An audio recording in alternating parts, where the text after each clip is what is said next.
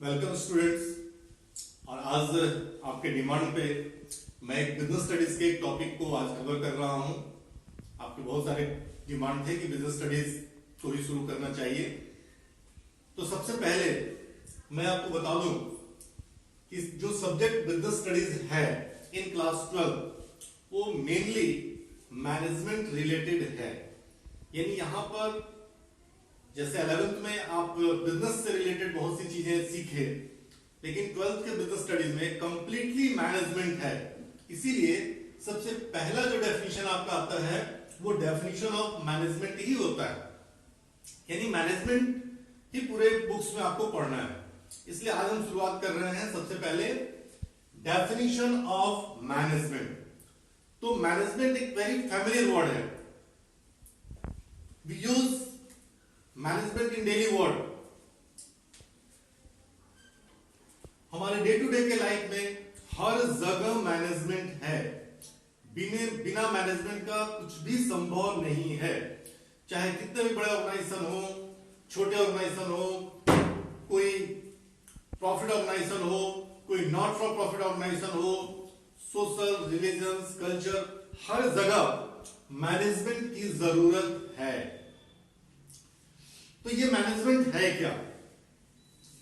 तो कहा गया कि management is the art of doing things done through other. हमको दूसरों से काम लेना है। मैनेजमेंट का ये मतलब नहीं कि मैनेजमेंट खुद से सारे वर्क को कर सकता है। It is can't possible. Management दूसरों को कैसे इन्फ्लुएंस करके और उनसे मोटिवेट करके उनसे वर्क ले सकता है। मैनेजमेंट का यही पार्ट है।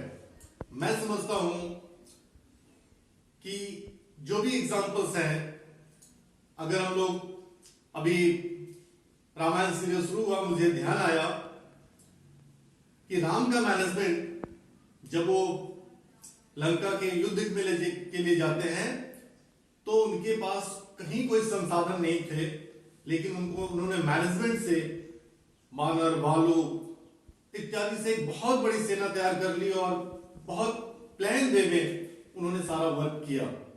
तो चलिए हम लोग अब इस डेफिनेशन पे फोकस करते हैं। बहुत सारे डेफिनेशंस आपके बुक में हैं, but we like definition according to F.W. Taylor. First है मैनेजमेंट इज द कोऑर्डिनेशन। तो फर्स्ट word is coordination. What do you mean by coordination? Coordination means different effort joined together. एक ऑर्गेनाइजेशन में हर कोई अलग अलग जॉब परफॉर्म करता है। मैनेजमेंट उन सारे जॉब को एक जगह कोऑर्डिनेट करता है, तब जाकर कोई एक रिजल्ट बनता है। तो ये कोऑर्डिनेशन है किन चीजों का? Of all the resources. What type of the resources we use in the organization? Manpower, material, money, machine, method. This is also called 5M. Money, material, machine, method. तो ये सारे रिसोर्सेस को कोऑर्डिनेट करना, एक जगह उनको इकट्ठा करना, एक डायरेक्शन में लगाना, ये कैसा संभव है? Through the process of planning, organising, staffing, directing and controlling. These are also the 5 functions of management, and we also say the planning, organizing, staffing, directing and controlling. It is also your 5 chapters. So here we conclude in very simple manner. What is the meaning of planning? What is to be done? How it is to be done? When it is to be done? Who it is to be done? All these questions answer in the planning. क्या करना है, कैसे करना है, क्यों करना है, कब करना है, ये सारे फ्यूचर के जितने भी वर्क हैं वो सारे प्लानिंग के अंदर आते हैं। बिना प्लानिंग का हम एक दिन भी संभव नहीं है कि अपने वर्क को कंप्लीट कर सके। तो इस प्लानिंग मैनेजमेंट का फर्स्ट फंक्शन है। Second function is organising. अब जब हमने प्लानिंग कर लिया तो हम हमारे पास सारे रिसोर्सेस हैं, उनको हम कैसे ऑर्गेनाइज करें। Without organising planning is not success. तो इन ऑर्गेनाइजिंग में क्या है, डिफरेंट एफर्ट, डिफरेंट रिसोर्सेस को यूज करना। इसको कहा जाता है man according to the job and job according to the man. जैसे एक ऑर्गेनाइजेशन में कई सारे फंक्शंस होते हैं, प्लानिंग के, प्रोडक्शन का कार्य अलग है, मार्केटिंग का अलग है, फिनांस का अलग है। तो इन सभी और वर्क को, इन सारे कार्य को किसको सौंपा जाए, तो man according to the job and job according to the man. उनके रुचि के अनुसार जब हम उनको वर्क देते हैं तो निश्चित रूप से उनका आउटपुट ज्यादा होता है। बहुत सिंपल एग्जांपल है कि अगर हम अपने घर में पार्टी ऑर्गेनाइज करते हैं तो उसके जितने भी फंक्शंस हैं, मार्केटिंग का जॉब हमने किसको देना है, परचेज डिपार्टमेंट किसको देना है, फूड मेकिंग किसको देना है, उसके बाद फूड सर्विंग कौन करेगा, वेलकम कौन करेगा, इन सब के लिए अलग अलग लोगों को हम अपॉइंट करते हैं, लेकिन उनकी रुचि के अनुसार। तो ये ऑर्गेनाइजिंग करते हैं हम लोग। ऑर्गेनाइजिंग के बाद आता है वर्क स्टाफिंग का। Staffing is completely related to the men power. कहा जाता है कि ऑर्गेनाइजेशन में जितने भी रिसोर्सेस हैं, अगर उनको बांटा जाए तो two types of the resources. First is human resources and second is non human resources. Human resources means main power and non-human money, machine, method, etc. All the non-human resources, use of the non-human resources depend upon the human resources. सारे जितने भी non-human resources हैं उनका human resources ही use करता है। इसलिए अगर किसी ऑर्गेनाइजेशन में ह्यूमन रिसोर्सेज से स्टाफिंग काफी अच्छा है, वो ऑर्गेनाइजेशन निश्चित रूप से सफल होगा। Then we come to the directing. What is the directing? It is also very familiar word. हम लोग जानते हैं, फिल्म में ही फिल्म बनते हमने देखा है। डायरेक्टर का क्या फंक्शन होता है, वो पहले चेक करता है, light ready, camera ready, actor ready, music ready, all things is ready, then he called action, and when he told action, all things, all light, camera and everything is going on. Directing का job organisation में यही है। सारे resources अलग अलग हैं, सभी को एक साथ यूज करना, मोटिवेट करना, सुपरवाइज करना, ये डायरेक्टिंग का वर्क है। And then controlling. जब हम प्लान करते हैं और फिर ऑर्गेनाइजिंग, स्टाफिंग, डायरेक्टिंग होते हुए जब हम आते हैं तो लास्ट में हम लोग हमेशा ये चेक करते हैं कि हम लोग प्लान के अनुसार चल रहे हैं या नहीं, हमारा जो प्लानिंग था उसमें हम आगे बढ़ रहे हैं कि नहीं, या कहीं उसमें कोई ड्रॉबैक्स आ रहा है, कहीं कोई डेविएशन आ रहा है। तो इसको चेक करने के लिए कंट्रोलिंग की आवश्यकता है। तो मैनेजमेंट इन सभी फंक्शंस को यूज करते हुए क्या करती है, in order to attain stated objectives, अपना जो निर्धारित उद्देश्य है उसको पूरा करना उसका एकमात्र लक्ष्य होता है। तो इस प्रकार ये मैनेजमेंट का डेफिनेशन है। मैं चाहूंगा कि सबसे पहले आप इस डेफिनेशन को याद जरूर कर जाए, तभी आगे आपको कुछ समझ में आएगा। इसके बाद मैं इसके कैरेक्टरिस्टिक्स को अभी आपको समझाऊंगा। एक बार डेफिनेशन को फिर से मैं पढ़ देता हूं। Management is the coordination of, ऐसे आप तोड़कर याद करेंगे तो जल्दी याद होगा।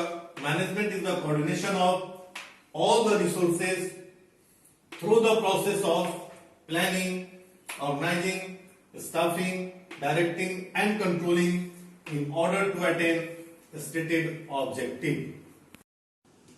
तो नेक्स्ट टॉपिक है हमारा कैरेक्टरिस्टिक्स ऑफ मैनेजमेंट। मैनेजमेंट की क्या विशेषताएं हैं?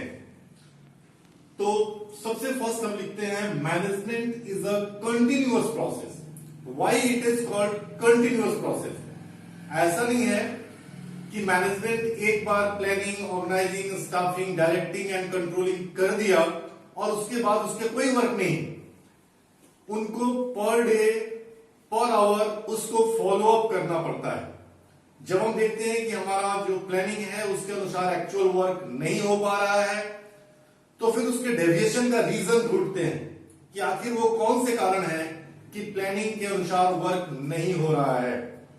तो फिर डेविएशन फाइंड आउट करने के बाद हम लोग उसका रेमेडीज एक्शन के लिए फिर से एक अलग से प्लानिंग, ऑर्गेनाइजिंग, इस प्रकार मैनेजमेंट एक कंटिन्यूअस प्रोसेस है। जब तक ऑर्गेनाइजेशन है मैनेजमेंट कंटिन्यू रहेगा, सो it is called continuous process. आप एक एक याद भी करते जाएंगे, बहुत अच्छा होगा। सेकेंड है management is a multi dimensional. Multi dimensional का मीन्स एक ऑर्गेनाइजेशन में कई काम हैं। Management of people, man power को मैनेज करना है, उनको जॉब देना है। मैनेजमेंट ऑफ वर्क, जितने प्रकार के काम हैं उनको भी मैनेज करना है। मैनेजमेंट ऑफ ऑपरेशन, जो ऑपरेशन, जिस ऑपरेशन से प्रोडक्शन कंप्लीट होना है उनका भी मैनेज करना है। तो एक साथ कई मैनेजमेंट एक्टिविटी चलते रहती है, so it is also called multidimensional. तो first is continuous process and second is multidimensional. First is continuous process, second is multidimensional. अब मैं आपको इस दोनों को याद करने का तरीका बताता हूं। इन दोनों के अगर फर्स्ट लेटर को ले लें तो ये बनता है सीएम। सीएम आप जानते हैं, चीफ मिनिस्टर। तो इस प्रकार से आप याद कर सकते हैं कि फर्स्ट दो कैरेक्टरिस्टिक सीएम है।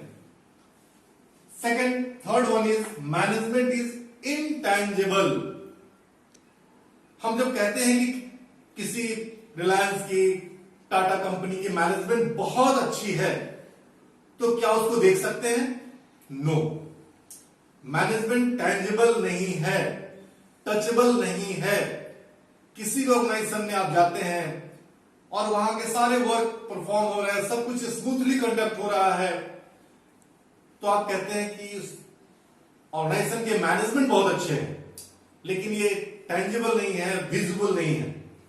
इसलिए इसको कहा जाता है management is intangible. Second, management का क्या वर्क है? तो management is a goal oriented process. Without any goal, without any objective we can't move ahead. बिना किसी ऑब्जेक्टिव के हम लोग कहीं भी कोई भी वर्क नहीं करते हैं। हर ऑर्गेनाइजेशन में उनके गोल होते हैं, उनके अचीवमेंट गोल होते हैं, उनके ऑब्जेक्टिव्स होते हैं, जिसको पूरा करने के लिए वो सारे चीज कोऑर्डिनेट करते हैं। जैसे एक फुटबॉल के खेल में जो सभी प्लेयर का एकमात्र लक्ष्य होता है गोल करना, और वो आपस में जिस प्रकार से कोऑर्डिनेट करते हैं, अगर उनका कोऑर्डिनेशन, उनका एफर्ट सब कुछ ठीक रहता है तो वो गोल करने में सफल होते हैं। इसी प्रकार मैनेजमेंट में जो उद्देश्य है, जो गोल है, उनको पूरा करने के लिए मैनेजमेंट सारे एफर्ट को कंटिन्यू करती है। तो third one is intangible and fourth one is goal oriented process. इससे भी हम लोग एक डेजिग्नेशन का एब्रिविएशन बनाते हैं और वो है आईजी। पुलिस डिपार्टमेंट में एक ऐसा पोस्ट भी होता है आईजी। तो first two is continuous and multi dimensional, third is intangible and goal oriented, IG. इससे आपको याद करने में सुविधा होगी। ये एब्रिविएशन मैं इसलिए लिख रहा हूं, आप ऐसा एग्जाम में ना लिख देना इस एब्रिविएशन को। फिफ्थ है management is a dynamic function. What is the meaning of dynamic? Dynamic means change according to the situation, change according to the change in the situation. किसी भी परिस्थिति में अपने आप को बदल लेना, किसी भी परिस्थिति से अपने आप को समझौता कर लेना, यह डायनेमिक पर्सनालिटी होती है। तो मैनेजमेंट को अपने परिस्थिति को देखते हुए, सिचुएशन को देखते हुए वो अपने निर्णय लेते हैं, अपने डिसीजंस को फॉलो करते हैं, और इसलिए उनको कहा जाता है डायनेमिक फंक्शन। कभी कभी उनको बहुत ही क्विक डिसीजन लेने पड़ते हैं। उनके डिसीजन से पूरे ऑर्गेनाइजेशन के प्रॉफिट और उसके इफिशियंसी पे फर्क पड़ता है। So it is also called dynamic function. Sixth one is group activities. When we call management, it is not a singular word, it is a plural word. Management of B Limited is very efficient. That means not a called a single manager. मैं किसी single manager की बात वहां नहीं कर रहा हूं। जब उनका एक ग्रुप होता है, मैनेजमेंट पूरे टीम अच्छी होती है, तब जाकर उनके मैनेजमेंट अच्छे होते हैं। इसलिए ये ग्रुप एक्टिविटी है, ये सिंगल एक्टिविटी नहीं है। And last one is management is pervasive. Pervasive का मीनिंग होता है व्यापक। ये कहा जाता है कि management is not limited up to only profit organisation, it is also social organisation, not for profit organisation and it is also day to day life. तो मैनेजमेंट की जरूरत हर जगह है, सिर्फ ऐसा नहीं कि बिजनेस ऑर्गेनाइजेशन में जरूरत है। आप एक ट्रस्ट चलाते हैं, वहां पर भी है, सोशल ट्रस्ट, रिलीजियस ट्रस्ट चलाते हैं, वहां पर भी है, और सभी जगह मैनेजमेंट की जरूरत है। इसलिए इनको कहा गया मैनेजमेंट इज ए पैराडाइसिक। और इन तीनों को याद करने के लिए भी एक पोस्ट को क्रिएट किया गया है, DGP। यानी इस प्रकार आप 7 ऑब्जेक्टिव्स को याद कर सकते हैं। उसके एब्रिविएशन भी मैंने आपको याद करने के लिए दिए। अभी मैं इसके जो कंटेंट्स हैं, जो इसका बुक में है, मैं उसका फोटो आपको भेज दूंगा। लेकिन मेरा रिक्वेस्ट होगा, आप अगर इसको थोड़ा थोड़ा करके याद करते चलेंगे, अकाउंट से साथ साथ मैं बिजनेस स्टडीज के भी टॉपिक को कवर करने का प्रयास कर रहा हूं। आप निरंतर जुड़े रहिए हमसे, अपने क्वेरीज भेजते रहिए। आप सेटिस्फाई होंगे, ये हमारी सेटिस्फैक्शन है। अभी मैं आपको कुछ फोटो क्लिक करके दूंगा इस पूरे पॉइंट के एक्सप्लेनेशन के लिए।